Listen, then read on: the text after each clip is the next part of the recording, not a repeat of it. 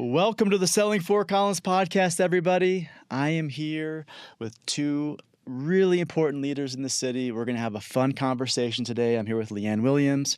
I'm here with Mike Calhoun. LeAnn is the Director of Recreation at the City of Fort Collins. Mike is the Director of Parks. Two separate positions. They work together in a lot of ways. We're going to get into it today. We're going to talk about the things that are important to people who live here and a lot of the things that are important to people who might want to move here. So for starters, LeAnn, let's start with you. Let's talk about what brought you to Fort Collins, and then we'll get into what a normal day in your life looks like. Oh, that sounds fun. What brought me to Fort Collins? Arrived here in 2017 as a resident. Okay. I was a park and rec director of a special district out in California. My husband was a Navy pilot, and so we kind of followed him around his career for a long time. When he retired, when he was out in California, kind of said, where do we want to live when we grow up? And so my family was from Nebraska. He had some family in the Monument area of Colorado. And so we drew a kind of an hour radius around the Denver International Airport. And I started applying for jobs out here. And fortunately, the city of Loveland hired me as their manager of recreation, very similar, but, a little bit kind of what I do now, but a little different.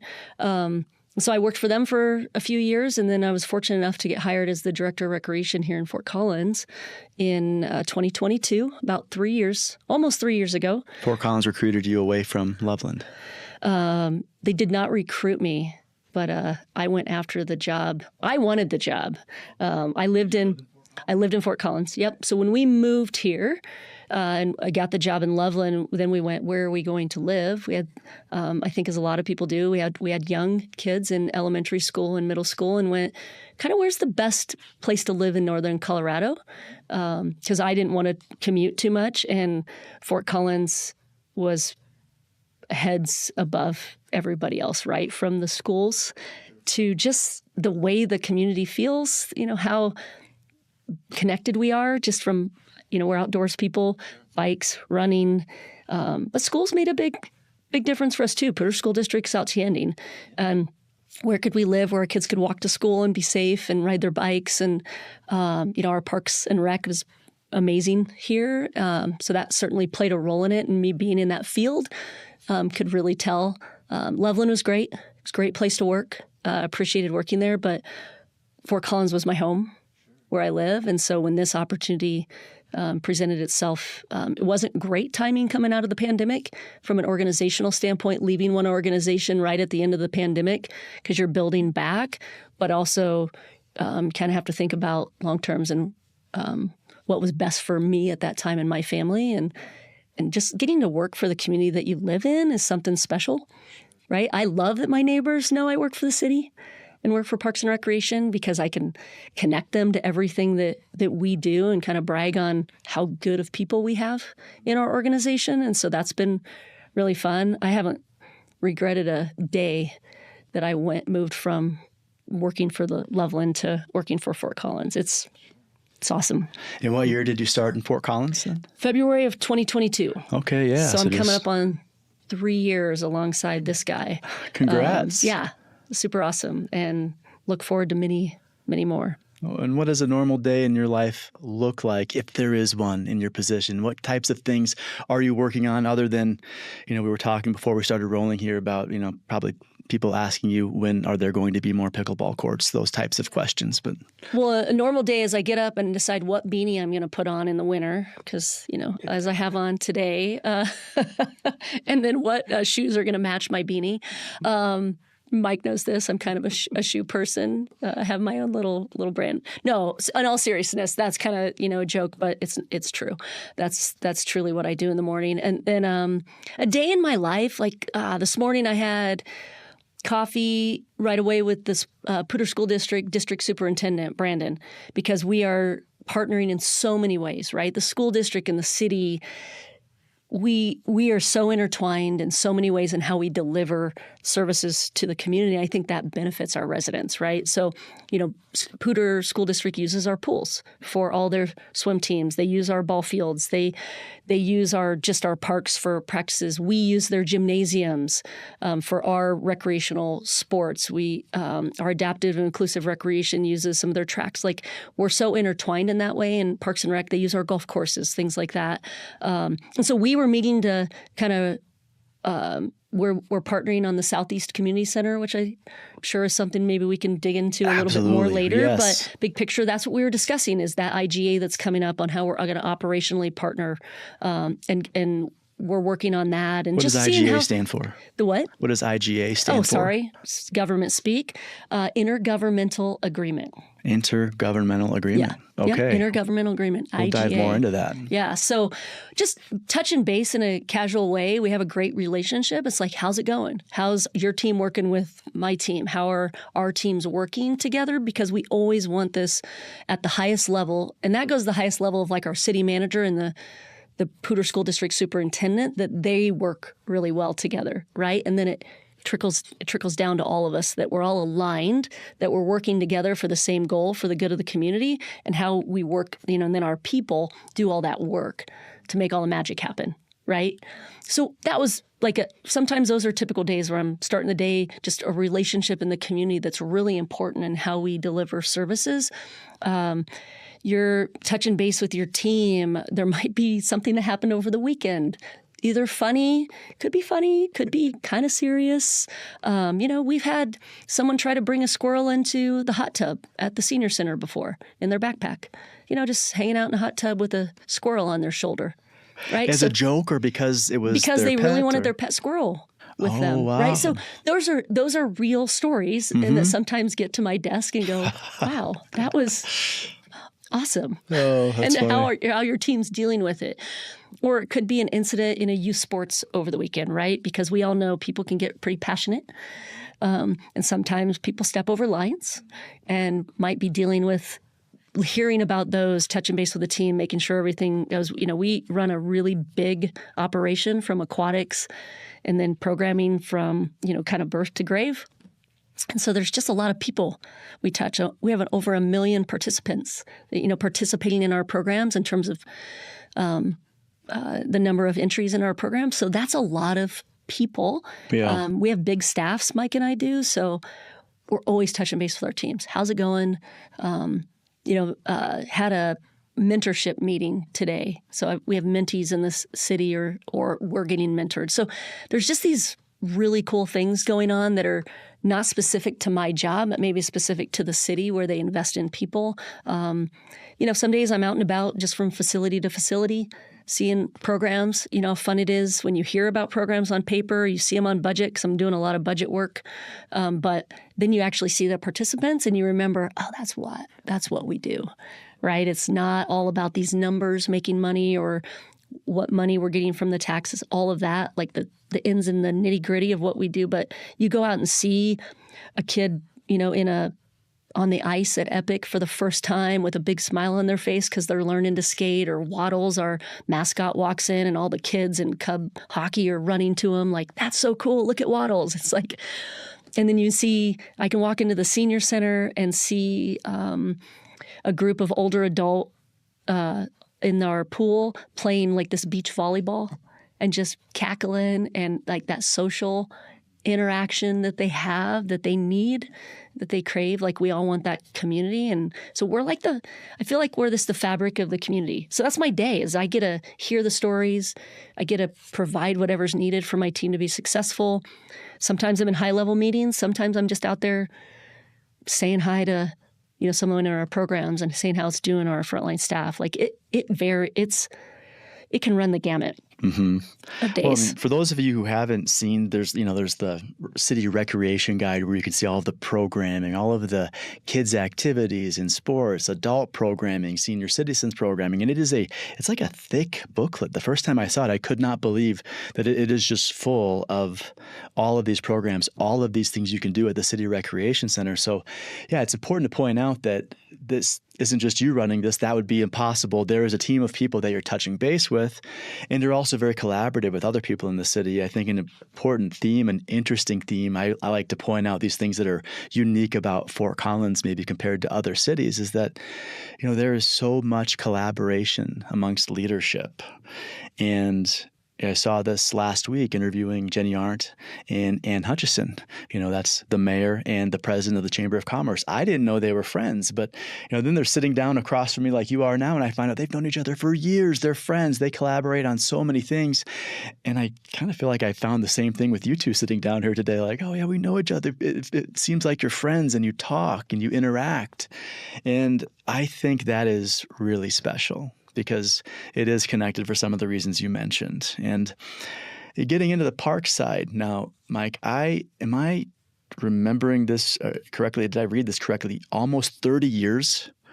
For me? Yes. 36. 36. Well, 35. I'm almost at 36. Yeah. So, it's funny, my notes, somewhere it said, I'm looking at it now, 28.5 is what it said somewhere for the with the city of Fort Collins Parks. You've been with the city of Fort Collins Parks for 36 years. Yeah, just about. Yeah. Wow. Mm-hmm. Wow. So what's your story? What brought you to Fort Collins, and what does a normal day, if there is such a thing in your work life, look like? Yeah. Well, I came out to Colorado from Illinois after I graduated college, got a job up at the YMCA of the Rockies in 1987. And I met my sweetheart there, and she happened to be going to CSU. So eventually I made my way down the mountain and over here to Fort Collins, where I started working in recreation, coaching basketball, officiating. And I in 1989 started with the Parks Department as an hourly. And so after a year or two of doing that, I got hired on full time, and I had fallen in love with the place. I'd fallen in love with a lot of what LeAnn was talking about, just the vibe of the town, and it was a lot smaller back then. Yeah, in 1989 and 1990, and it's grown a lot. But the really cool thing about it is that the way it's grown, it's been very intentional. It's not haphazard. You look at all of our plans. We got lots of plans. I'm working on 2 right now. I'm working on the Urban Forest Strategic Plan, and I'm working on the Strategic Trails Plan with my team. When I say I mean we. Our teams always. It's really all about our teams that really make all this stuff go. And so we're really intentional with our plans, but we develop those plans and then we build those plans. We don't just set them on a shelf. And so it's really cool to see how the community has grown. LeAnn's on the cusp of starting a new legacy type plan with the Southeast Rec Center. And going into a partnership with Poudre School District and the library on top of that is so super cool. I'm in a spot in my career where I'm getting to see a legacy project get completed with the Poudre River Trail. We're setting the bridge on the Poudre River Trail, the last section that we need to build this week. Wow. Congrats. And this next spring, Larimer County is going to finish the last section out east of Timnath, between Timnath and Windsor, and we'll have 45 miles from Bellevue to Greeley that you can get on a bike and go to one end to the other. That's something I've been working on my whole career. Literally working on clearing snow at 4 a.m, because I used to do that as I came up through the ranks. And, now I'm in a position where I get to, help facilitate the completion of that trail. So, how does that feel? 36 years in the making. I can only imagine. It's super cool. I wasn't here when it started, at very beginning, when it started, when we put asphalt through, Lee Martinez Park, it used to be an asphalt trail. And, and of course, on one hand, that works really well because when the sun hits it in the winter and you got a little bit of snow, it just melts it all off, right?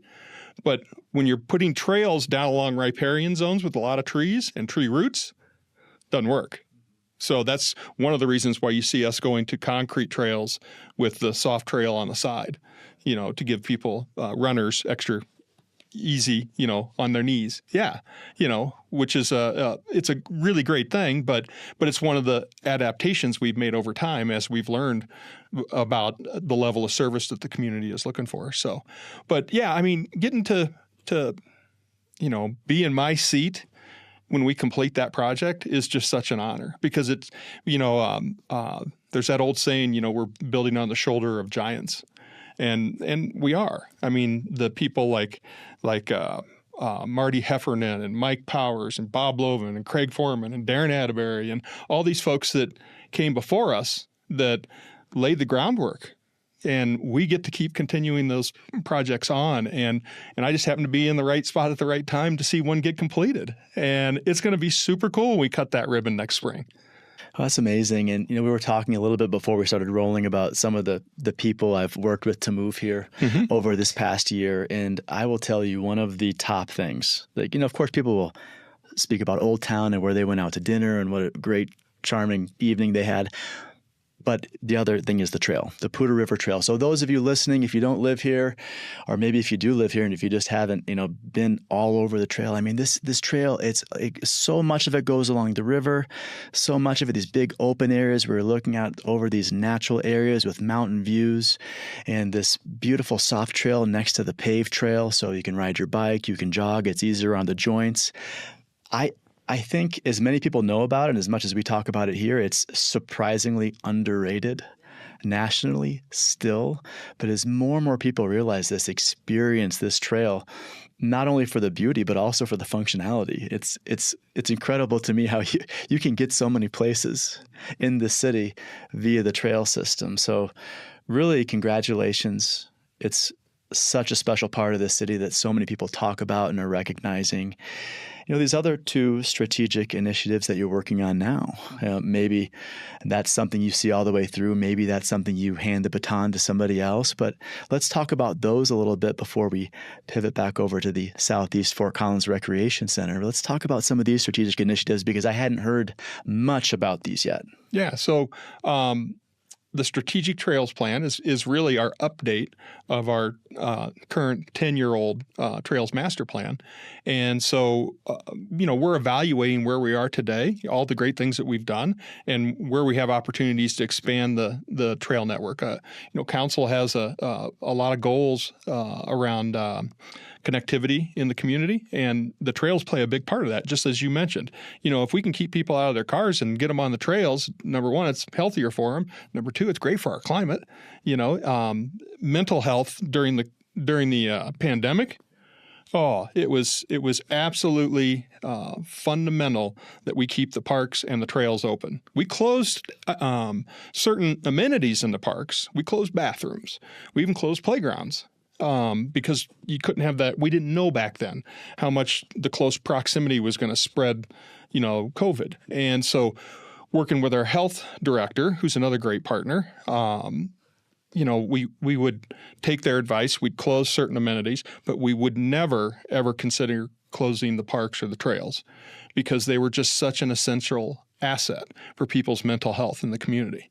And it really shone a light on the essential service that Parks and Recreation are for the community, because you've got to have that balance, that head, heart, and the soul that everybody has to have. So the Strategic Trails Plan is just a continuation of us developing really good plans and seeing what's out there in the future and how we can, kind of up our game or fill in the gaps, because we do have gaps where the Northeast and the Southeast side of town don't have as rich a trail connections as you were mentioning, the Poudre River and the Spring Creek Trail that are well established, right?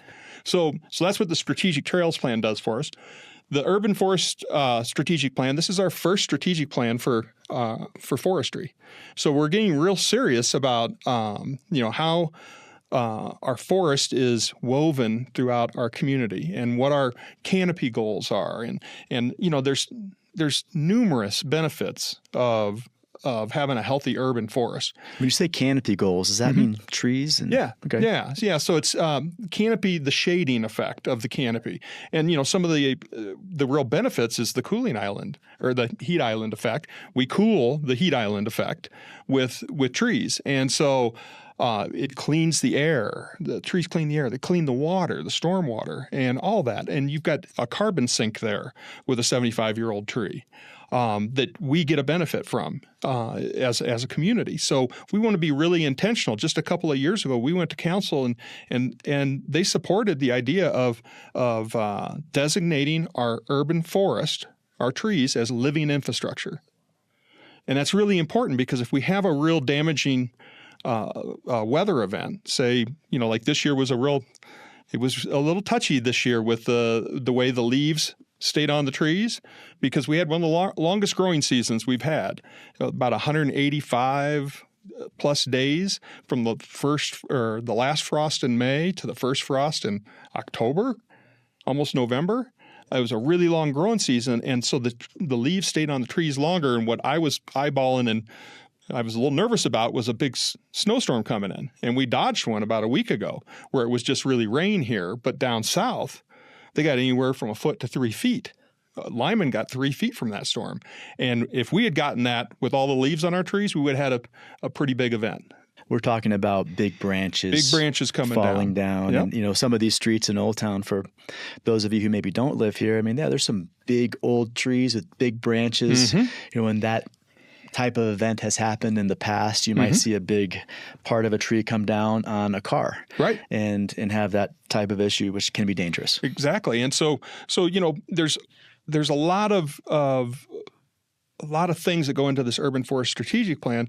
Even what you're mentioning right there with large branches coming down in storms, part of our strategic plan is continuing to support our pruning rotation. So we try to touch every deciduous tree once every 5 years.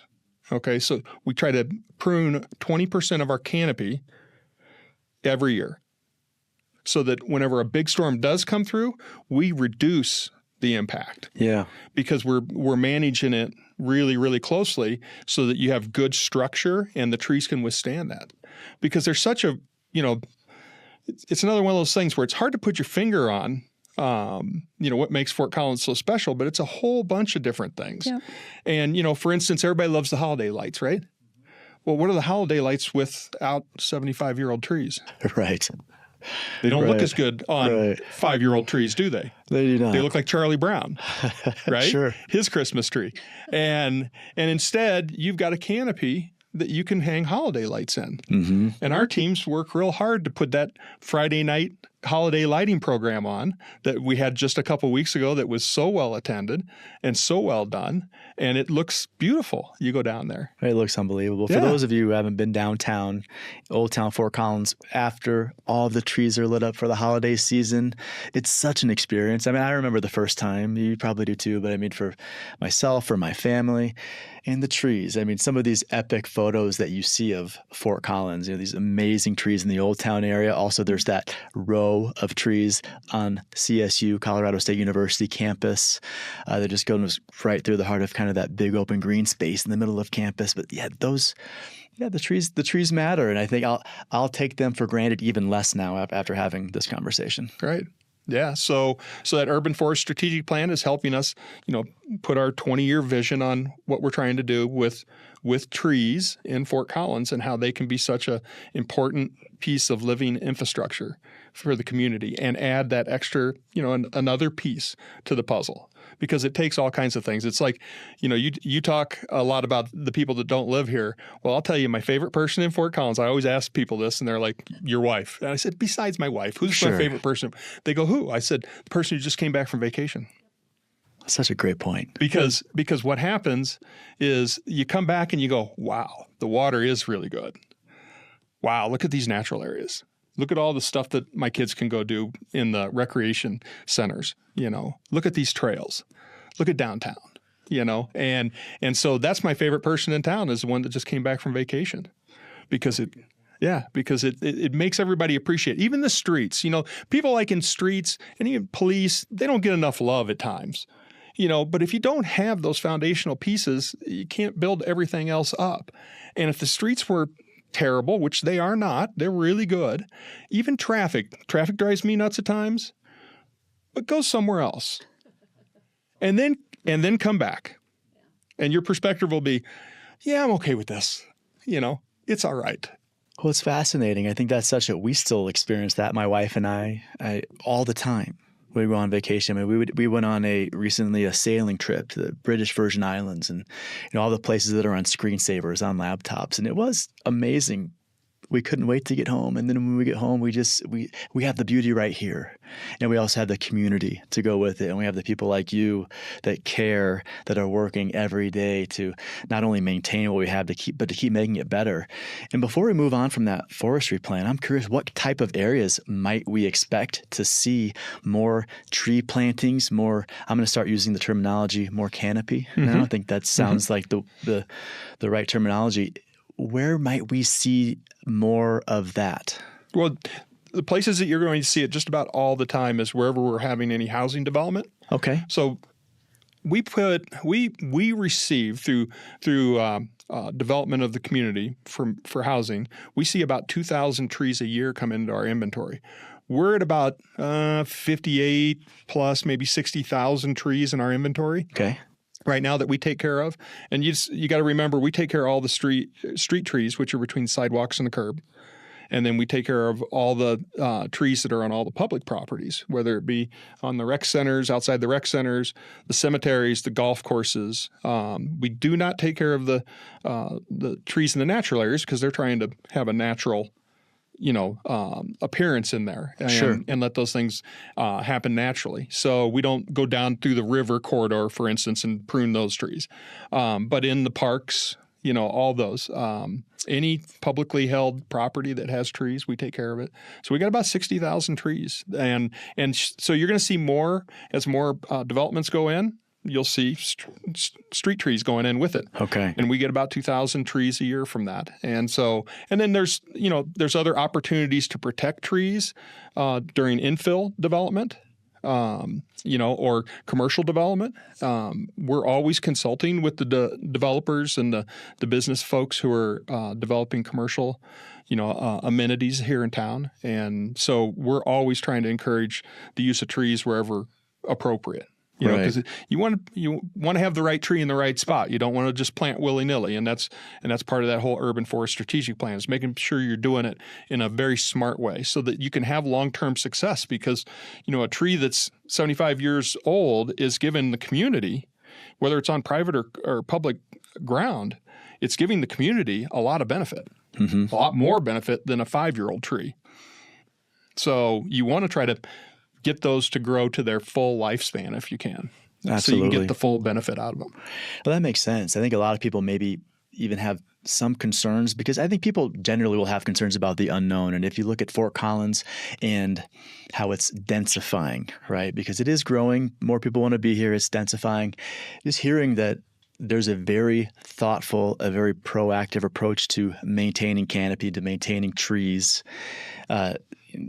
utilizing the trees that are already there. I think that's promising, and probably also gives people confidence that somebody who has 36 years of experience doing this, who also cares so much about the community, is kind of running that ship. So that's great. Let's talk a little bit about these recreation facilities in the city of Fort Collins. Now, one thing that I'll share is that I moved here in 2005. I was the second family member. My sister was the resident vet at Colorado State University. I came to visit. I fell in love with Fort Collins. And then, fast forward all these years, my entire family tree is here. That's and awesome. Coincidentally, we live in like a 5-minute radius That's so of each awesome. other.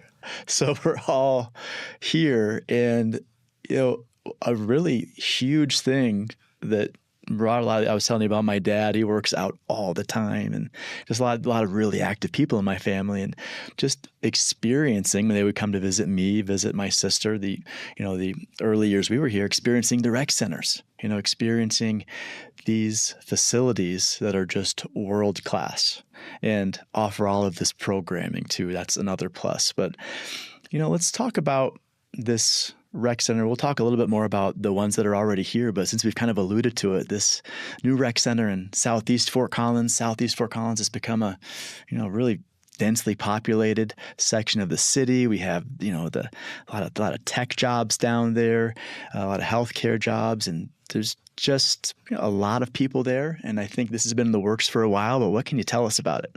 Yeah, well, Southeast Fort Collins is probably one of our highest density areas, just in terms of, because it's, I would say, newer, even though a lot of those neighborhoods are well over 20 years old. And so back in 2013, so staff was working on this long before I arrived, even moved to Fort Collins. And I think that's one theme I think you'll hear here is, like, you know, Mike's been in this city with the city for 36 years, so he's a big part of the legacy that has been built.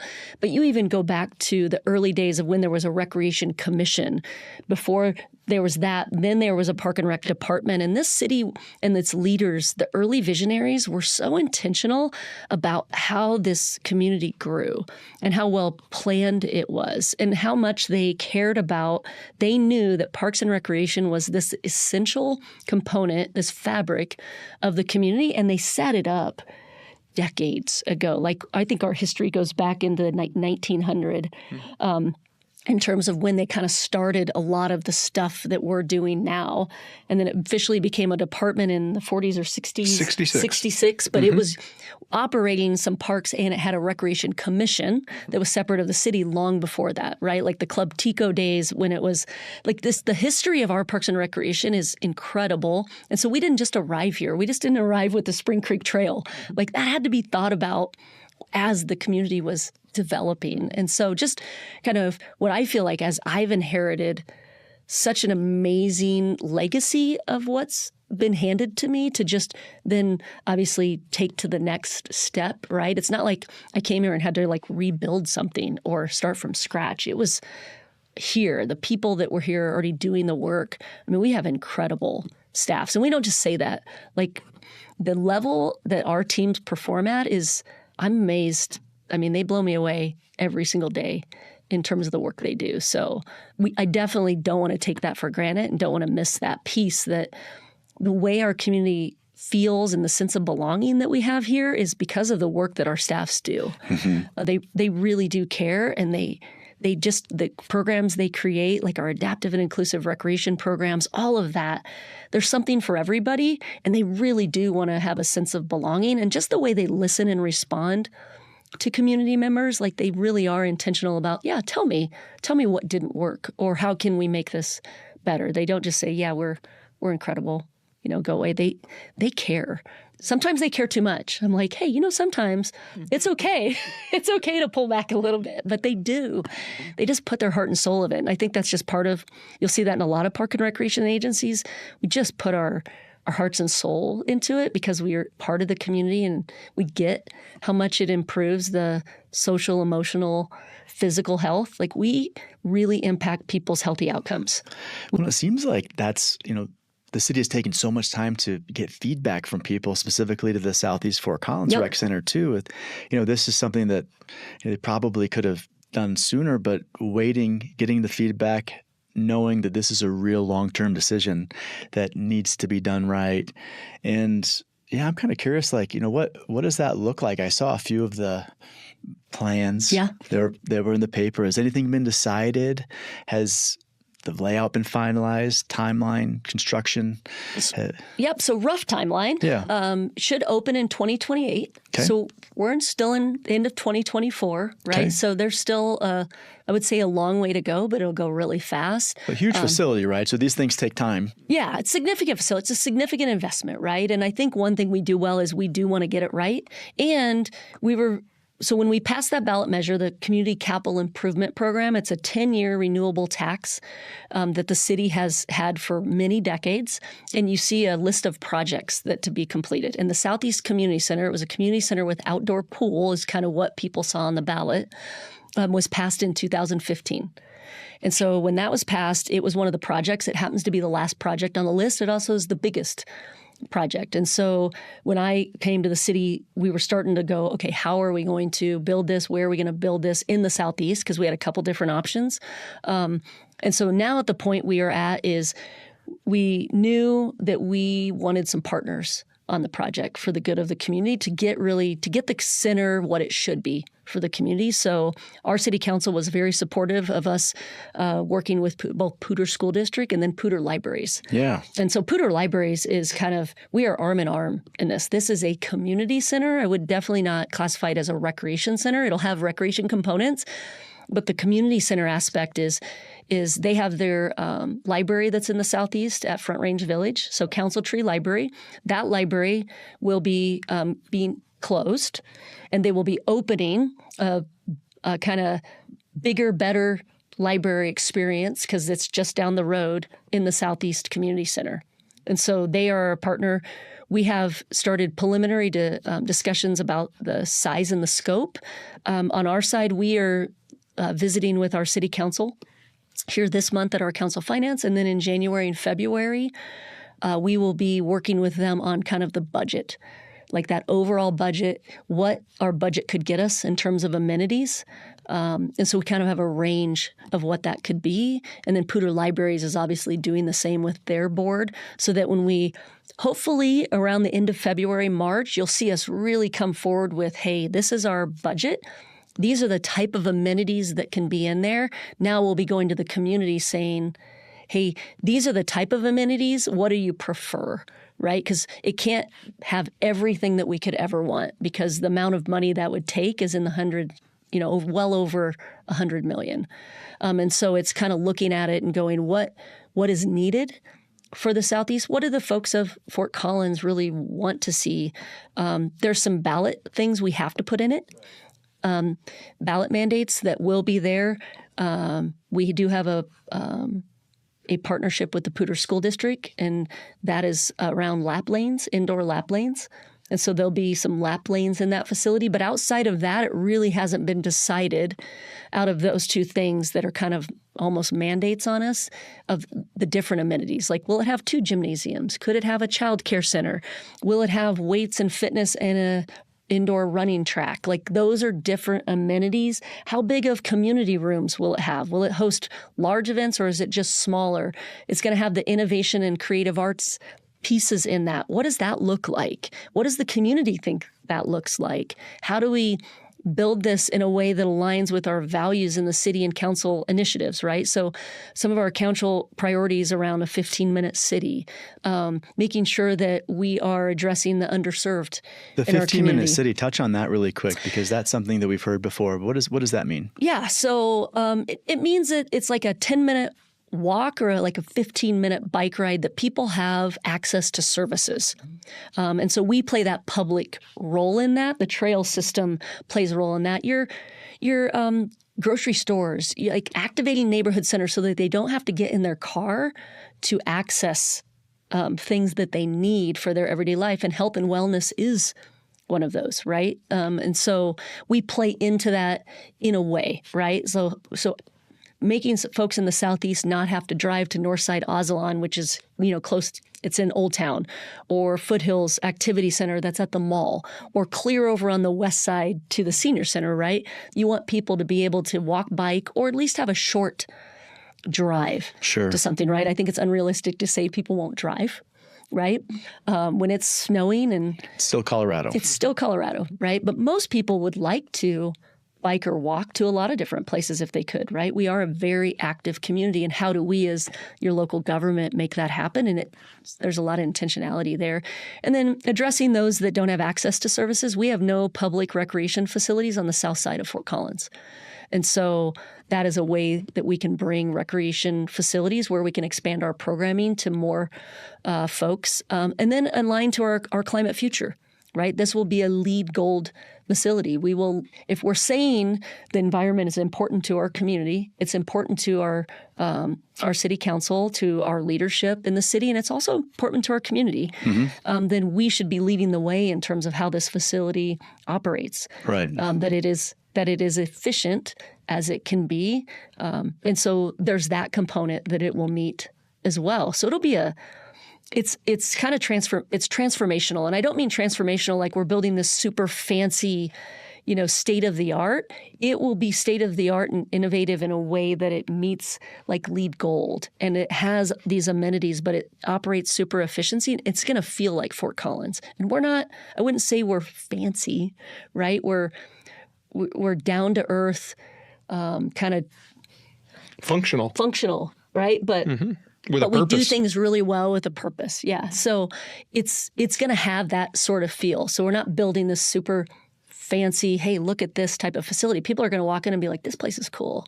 And I can get, the things I need. I can, be a part of a community, because you want it to be a hub for people. We want people to hang out there. I want teenagers. We want to know from our teenagers, what's going to make you, because it's going to sit by a high school, 2 middle schools, and community park, 3 elementary schools, and a community park. Let's talk about the exact location for a minute. Where is this? Where is it going precisely? So it'll be along Ziegler Drive and Rock Creek. There's a 10-acre parcel that's owned by Poudre School District. Pretty soon the city will own it, because we are under a purchase sale agreement with them. That's part of that partnership. That land will become city, and that's where we will build this community center. So it's right by Fossil Ridge High School, Preston Middle School, Kennard Middle School, Zach Elementary School, Trout Elementary School, Bacon Elementary School are all right there. That's the east side of Ziegler, right? Yep. Just north of Twin Silo Park. I was going to say that's the other thing. It's adjacent to Twin Silo Park. Yeah. So wow, it's pretty neat. The location, the access people will have to it, and then how are we getting teenagers? Because that is I would say that's one of those, where do teenagers want to go and hang out, and what do they want to do? It's not necessarily programs, but what makes them want to go there to maybe meet their friends and do homework or participate in programs or whatever, versus the local coffee shop or things like that, right? So we're going to be that's what's cool about the Poudre School District and Poudre Libraries, is they're interested in those same things. Like, how are we going to activate the center for all, that you'll feel like you walk in there and you're like, I love this place. Teenagers will walk in, our older adults will walk in. Everyone will find a sense of belonging and purpose there. So that's kind of what we're trying to achieve, I would say. It's a tall order, but I think we'll get it done. Well, it's so exciting to me. I mean, I'm helping 2 friends purchase a home in Fossil Lake Ranch, really nearby. Mm-hmm. I think my first call when we're done with this podcast might be to them, to give them some more details that I'm learning now. I mean, what a perfect location. I mean, being adjacent to Twin Silo Park on top of all of these other features. I mean, Twin Silo Park is beautiful. There's the little, creek there with the big boulders and the stones. We'd love to take our kids down there and just wade in the water. There's the best outdoor play area for kids in the city, in my opinion, and that's saying a lot, because there are other really good ones, but our kids always want to go there, so we drive all the way from the north side down to Twin Silo for that. But I mean, there's also the skate park, there's also the dog park. The dog park is so thoughtfully split into 2 different zones for the big dogs and the smaller dogs, which is brilliant. There's the pickleball courts, which are fantastic and state of the art. So all of these things we're mentioning. Now, you mentioned there are certain elements of the facility that will need to be there based on the ballot measure that passed in 2015. And now we already know there's going to be a place to, swim laps for the high school kids, and there's going to be the beautiful library because of the partnership with the Poudre School District. But what are some of the other features, if you can share any, that need to be there because of the ballot sure. that passed? So the ballot measure was very specific. It said community center with outdoor pool. A community center can mean, there's so many different amenities that can be in a community center, from sure. gymnasiums to weight rooms to fitness classes to a walking track to classrooms. Like, we won't get everything we ever want, right? But a lot of those different amenities could be there, right? Could have a child care center. We run summer camps, right? The city runs, I would say I'm biased, but we run the best summer camps, licensed summer camps there are. And if you ask folks in our reviews, they confirm that, right? I don't think you're biased. I think that's actually true. You know, we run amazing summer camp programs, and we run a UPK, Universal Preschool program, which is free preschool in the state of Colorado. So we are one of those providers as well. So we're expecting to potentially have that at that facility as well. We have not decided those.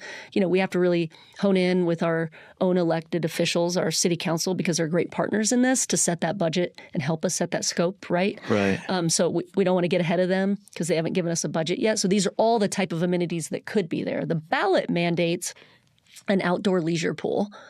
And then it also talks about slides in a lazy river, a deck. They went big in the ballot, huh? I mean, that sounds like we're describing a resort atmosphere. I don't want to set expectations that it's a resort, but when you say, but you've been to City Park Pool, right? City Park Pool is a slides with a lazy river and an outdoor leisure pool, right? So it could be very similar to City Park, right? Which is an amazing thing. It could be a little different. The lap lanes will be due to that. With the school district partnership, we envision those lap lanes indoors, right? So they can be utilized year-round. We don't have year-round pools here.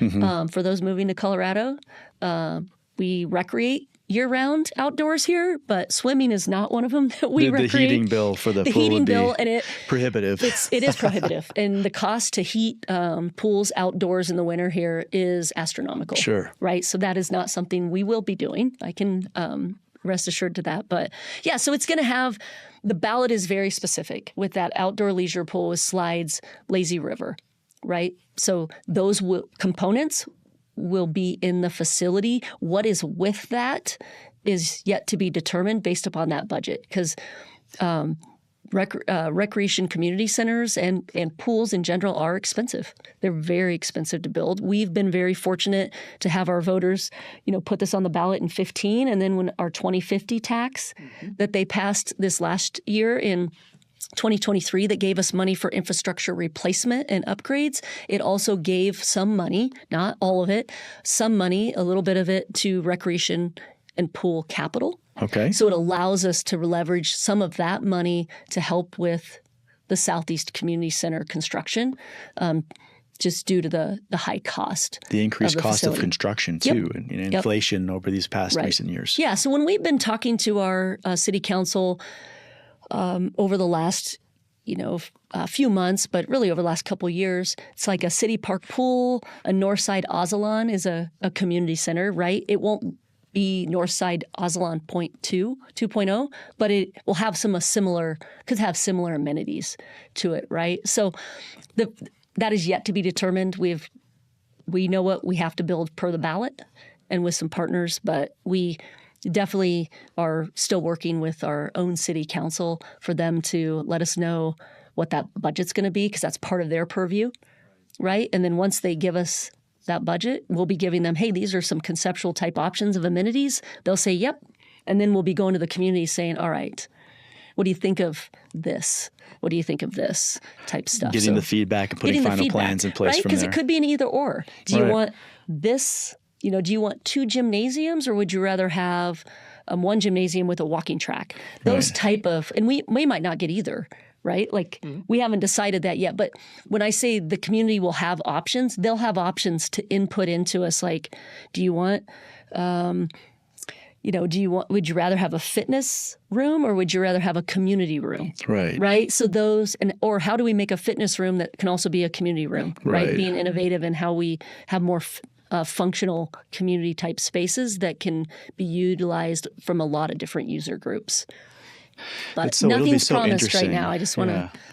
Well, sure. It'll be so interesting to see how that plays out. Yeah, it's going to be really fun. It's going to be fun. I think it's fun for staff. It's fun I do think it's fun for our elected officials who have been great partners in this facility, allowing us to put these type of things on the ballot. It'll be fun for them.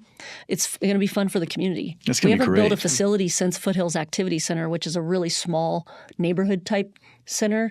We built a lot of our facilities in the 80s and early 90s. So being able to shape this, being able to have some input. I mean, I would imagine there will be a number of very enthusiastic pickleball players who are showing up, and Absolutely. they want plans for this many pickleball courts, and other people will have this, and it'll just come together based on that input. So I can't wait to see it. What are some of the most popular programs in the other recreation facilities right now? I'm kind of curious. From you mentioned earlier, kind of from little kids to older seniors.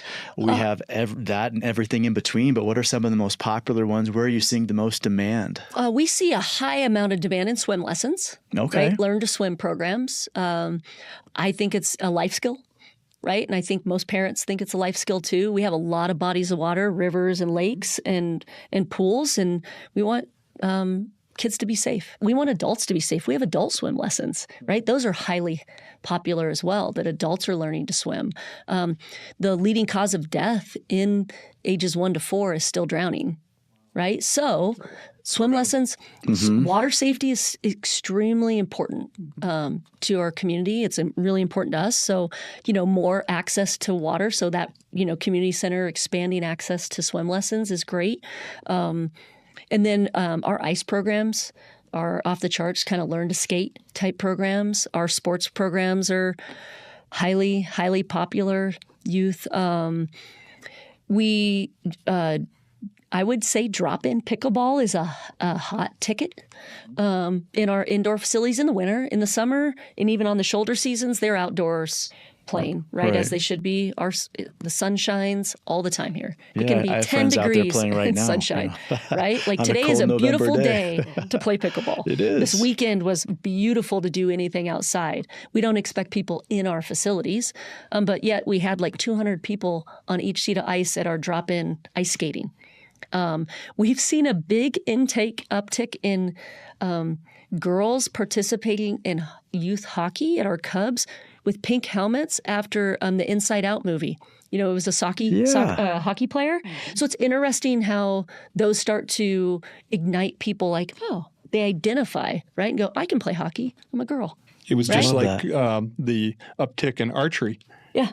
When the Hunger Games came out. Yeah, just... Really? Yeah, yes. We see upticks in particular, which our is archery range awesome. just exploded with activity. It's awesome, right? Like, we love that. I mean, the more participants, our summer camp programs, wait lists are...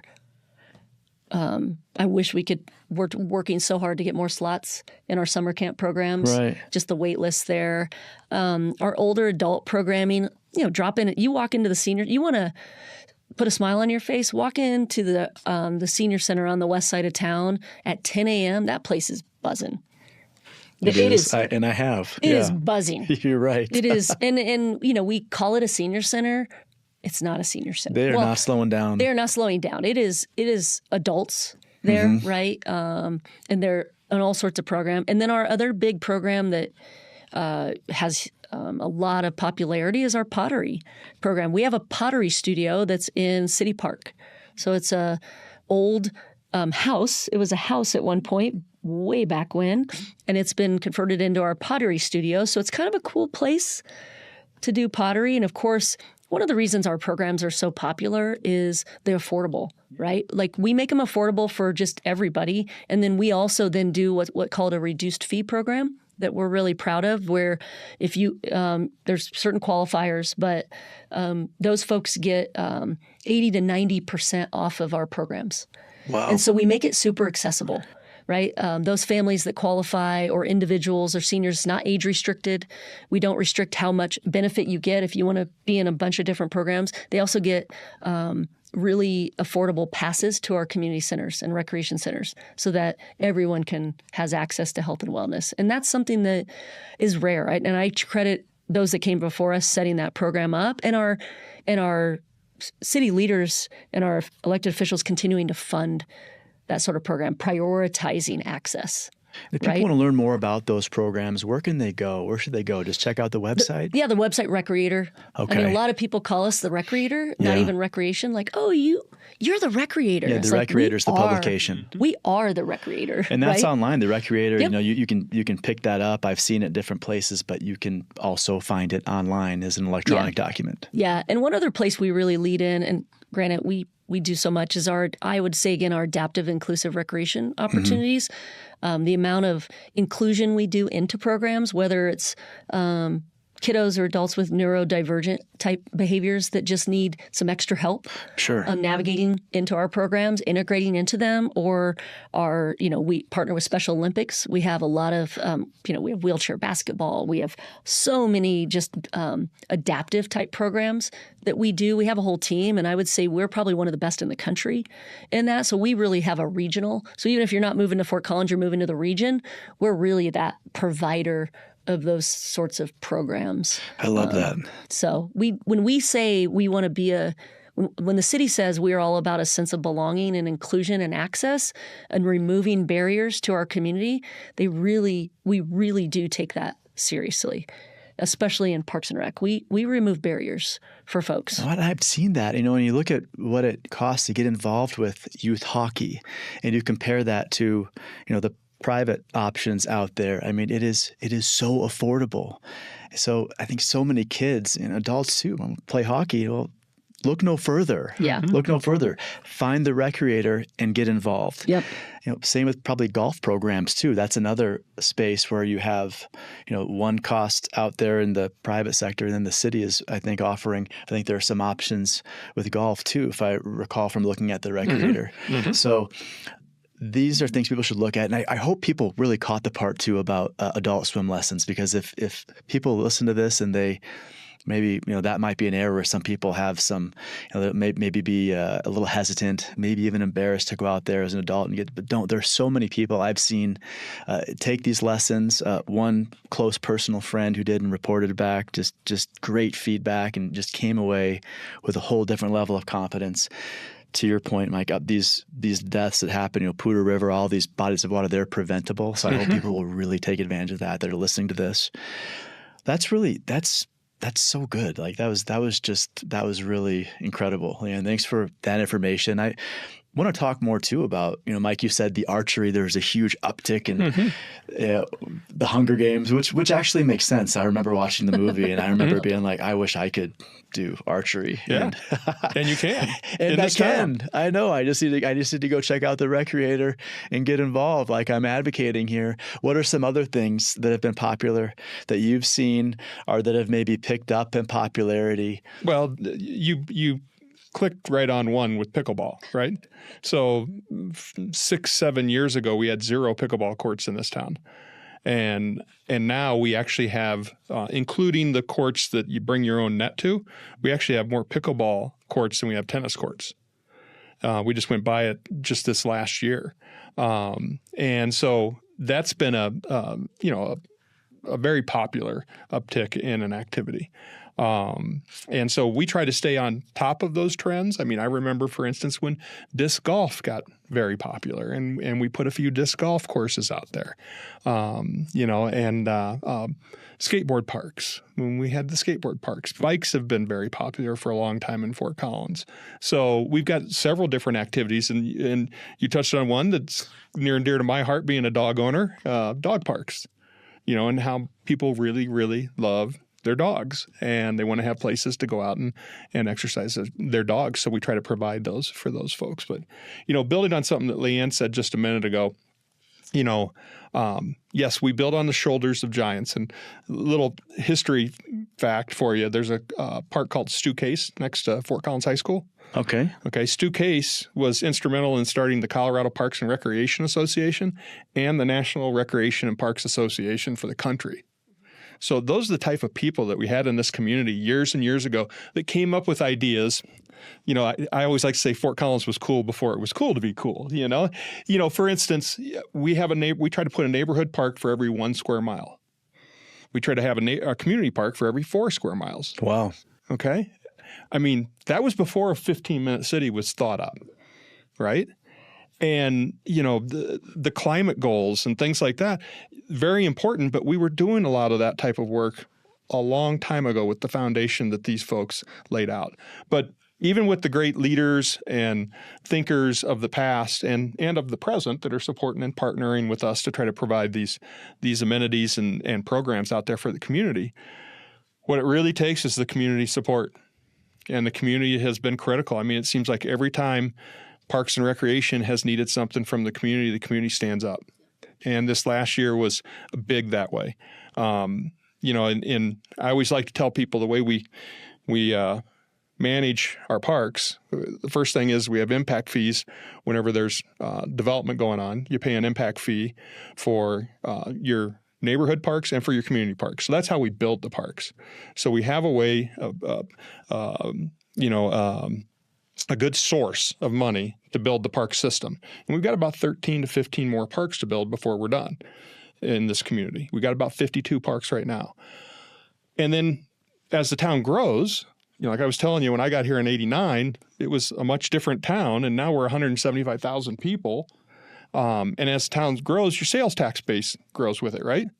Well, that's what pays for your operations and maintenance of your park system. But the problem we had was we didn't have a funding source for the asset replacement. So when that irrigation system that, they last about 30 years in the ground, needs to be replaced in a Roland Moore Park, where do you get that money? Sure. And that was a big gap for us. It's a big capital expense. Exactly. It was a big gap. And, so I've spent a lot of my career trying to figure that one out and try to get it done. And, with a great group of people inside the organization, being very thoughtful about how do we frame this and talk to the community about it? And what are the other needs across the whole organization, like in climate, in transportation, in affordable housing? What other needs are out there that we can, have a good conversation, not go into a silo and only try to fix one problem. How do we try to fix as many problems as we can at one time? And we came up with the 2050 tax. It was Initiative 2A on the ballot last November. And it was a 0.5-cent sales tax with half of that going just to Parks and Recreation. Mm-hmm. And I mean, that is a transformational tax. It's going to sustainably provide for asset replacement for 27 years in the city of Fort Collins. And that is very large. There's a sentiment out there where people are like, why are we still building things when we can't take care of them? Well, we can take care of them now. Right. Do we have everything covered? No, we don't, because a lot of people don't remember that Parks also is in charge of taking care of your streetscapes on your arterials. Parks also takes care of downtown, takes care of the exterior of all the public facilities like Lincoln Center, the Recreation Center, City Hall, the police building. I didn't know that. Yeah. And then, Parks also maintains the cemeteries, the golf courses on top of it, and then, of course, the trees. So there's a lot to get your arms around with it. But holy moly, I just got to say thank you, City of Fort Collins community voters, for voting for the 2050 tax and putting us in a position where we can keep delivering that really high level of service to the community for the next 27 years. People get it. People appreciate it. I mean, that's really it. This is what brought them here. This is why they moved here. This is why they've convinced their entire family trees, in my case, to follow suit. And I think when people saw that in the ballot, I think that was an easy one. And I hope it will be in the future too. Yeah, I do too. We're always trying to figure out, we have a continuous improvement mindset in the city where we do plan, do, check, act, and then we repeat the cycle. And we're always trying to figure out the best thing to measure. And we measure a lot of things. We measure a lot of things. We keep data on a lot of things. And try to figure out, how are we moving the needle and whatever it is. The 11 council priorities, the 7 outcomes for the budgeting for outcomes process, in our budget that's going to go through its second reading tomorrow night, hopefully pass, no problems. But I'll tell you the thing that I think we should measure more than anything else. It's actually 2 things, but they're very closely related. It's retire in place or make a life hack or a career change in place. So in other words, the community means so much to you. Why would I leave? I grew up northeast of St. Louis on the Illinois side of the river. When people retired, they moved to Texas. They moved to Florida. They moved to Colorado. People here don't leave. Right. And if there's something that speaks volumes to a quality of a community, I think that's it. Yeah. I've had for instance, we've got some transition going on in our city right now ourselves, and the people that are transitioning out and going to work other places, they're not leaving town. I mean, our own former city manager made an intentional decision to stay in town. He still lives here. To me, it just speaks volumes to the fact that we have a quality community, and it's due to everybody. I mean, just like LeAnn said, it's the team, and I love that's one of the things I have a very strong point of pride being somebody that started as an hourly and working my way up through the system to where I became the director. I got to see all that and taste it, smell it. How it all works together. 4 o'clock in the morning when a bicyclist goes blowing by me, I'm brooming the trail off. Right. Scare the heck out of me at 4 o'clock in the morning. But they're doing it. Yeah, welcome to Fort Collins. I know. These fit people start early. Exactly. They do. But it takes the incredible 2,500 employees that the city has to really pull this off. But it all starts with the support of the community. Mm-hmm. And so I really thank the voters for getting us through that, getting us over that hump. That's really good to hear. And explain to me what's being voted on tomorrow that's important. Well, it's the second reading of the 25-26 budget process. So 2 weeks ago, by ordinance, council has to pass a balanced budget by the second reading in November every year. We do a biennial process where we plan for 2 years. We've been working on it since February. It's a long process to put the $900+ million budget together for the whole organization. And they passed it unanimously 2 weeks ago, so it'll be up tomorrow night again for the second reading for the ordinance, and that'll set our course for the next 2 years financially, which is great. I love it. It's a big lift, but it's probably, I always tell folks that it's besides paying people, because paying people is the most important thing we do as an organization, because if you don't have your people, you don't get anything done, right? So number one thing we do, you talk about what our normal days look like. Every other Monday, the most important thing we do is pay people. Yeah. Okay. But the second most important thing we do is set the course with the budget, and resource all those things. And so it's a heavy lift every year. It takes 7-8 months to put a 2-year budget together, but it's a very important process, and hundreds and hundreds, thousands of hours go into putting this budget together. And tomorrow night's the second reading, and it's a culmination of a lot of really great work from everybody from entry level in the organization all the way up to city council. So. That's exciting. People are listening and they're thinking, how can I support the rec department? How can I further support the parks? And we talked about the recreator, checking that out, getting involved. We've talked a little bit about, you can vote if you live here. That's a way you can help. Any other ways that we should share with people about how they can support the community, how they can, really help in our recreation, facilities, our parks continue to thrive? I think utilizing us, right? Like taking advantage of everything that there is in kind of parks and recreation. Like just be out there. We want the more participants, the better, right? The more people on our trails, the better. The more people in our parks, the more people in our facilities and our programs, right? And then, giving us feedback. And I think it's always good. Sometimes the folks that love what we're doing are just silent. They're just like, we love it, so we don't need to. I always encourage folks, like whether it's to me, whether it's to your neighbor, but just spread the word. Like, tell people what you do. Or our city council loves to hear from their citizens. They really do. They like hearing how the community is engaging in different areas, whether it's us, whether it's with our neighborhood services. Like, if I encourage folks to get involved on our boards and commissions, or just show up to a city council meeting and say, I love to live here. And this is why. That even, our city council loves to hear that, but our staff loves to hear that too, right? Like when they hear someone's great experience at a facility, because they might not even realize it until that person gives us feedback and we pass it along, they're like, oh, wow, that's really cool. It kind of energizes them again. And like, yeah, that's why I'm doing this. And so I mean, positive feedback in the world we live in is always good, right? Sure. I think we all could say that you can just look at how divisive our country, Sure. just the environment we're in, right?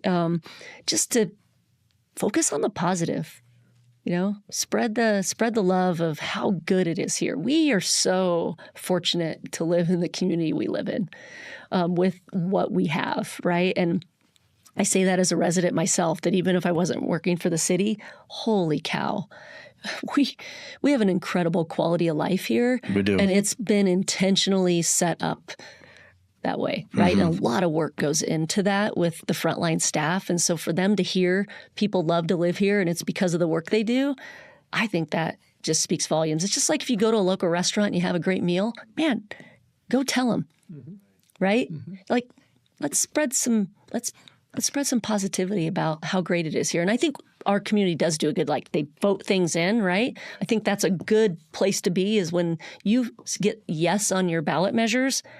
Just like our school district got a yes on their ballot measure, that's a really good indicator that things are pretty darn awesome here. Because I think when you get the no's is when you go, whoa, what's going wrong, right? What do we need to do? And we fortunately are just live in a community that's really supportive in that way. And they're willing to spend a little money to make it great. So, Yeah. And then the city in turn delivers. Right. I think the city in turn delivers great service.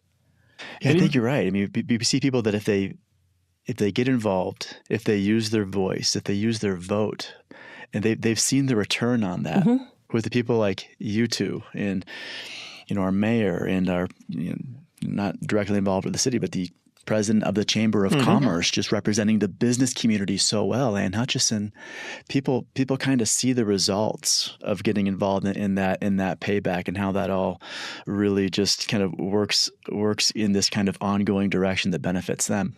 Yeah, we have great people. And even whenever things don't go right, because they're not always going to go right, there are bad ways to deal with that, and there's good ways to deal with that. And, we have a platform out there with Access Fort Collins where anybody with a smartphone, I mean, I just used it last week when I saw some graffiti tagged in Adora Park when I was out on my morning walk with my dog. And within 2 days, that stuff was all repainted and taken away. And it's a great platform that you can search up, put on your phone. And if you see something wrong out there, you can, select all kinds of things. There's a graffiti line. There's a streetlight outage, topic. Everything. There's everything Recreation in there. centers. There's everything. Yep. And the cool thing is that it'll get to the right people really quick. It's not like calling a switchboard and then getting passed around 3 or 4 times. It'll get you to the right person that can handle that problem very quickly, and the problem will be resolved very quickly. And it geolocates. Yeah. So if it literally geolocates on a map, so we know exactly where that problem is. It'll let you take pictures. It lets you write something, and then I've used it like when I've seen graffiti out on a walk on like an electrical box, things like that, because it happens, right? We're not free of graffiti, but our staff, they're on it if they know about it. You don't see it very often, but you don't see it because we get on top of it, and this is one of the ways that we do it. We got an extra 175,000 sets of eyes out there. This is I learned so much doing this show. The app is awesome. This is something that, especially with my personality, I'm surprised I didn't know, and I will use maybe more than anybody else going forward. Access Fort Collins.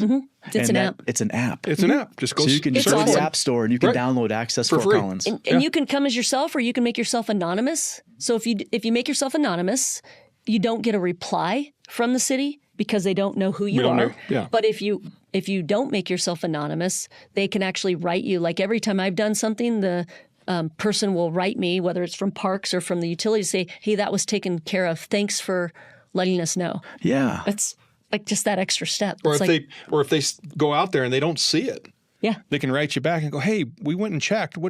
Where exactly were you looking at? And they can follow up and try to run the problem to ground and fix it. Yeah, that's amazing. It gives everyone a chance to be helpful. I mean, I wouldn't want to do it from a standpoint of complaining that something's not good enough, but these little things will happen in any community. And for all the reasons we've discussed today, people care so much about this community, myself included. So yeah, everyone get the Access Fort Collins app. I love that it geolocates. So it's really meant to be used on the spot. It's not meant to go on a to-do list. Oh, maybe I'll do this later. It's meant to be used right there. Take a picture. It goes to the person who needs to see it, who wants to see it, who wants to take care of the issue. And they'll get out there and do it. Wow. Well, I've had fun. I hope you two had Parks fun. and Rec. Yeah, we always have fun. We always have fun. Yeah, we got the greatest jobs in town. If we're not having fun, something's wrong. I knew I was going to have fun when I walked in here, but I think I had even more fun than I thought I would. Your experience, your dedication, it really kind of shines through in the conversation and the answers you had. So thank you both for your service. I'll look forward to keeping in touch, and I hope even more members of the community will get involved and support a lot of these things we've talked about. And I hope the people who are moving here will get involved. And, let's do this again sometime. I don't plan on stopping the show anytime soon. I want to keep it going season after season, and I'm sure there will be more things to talk about in the future. So would love to have you both back.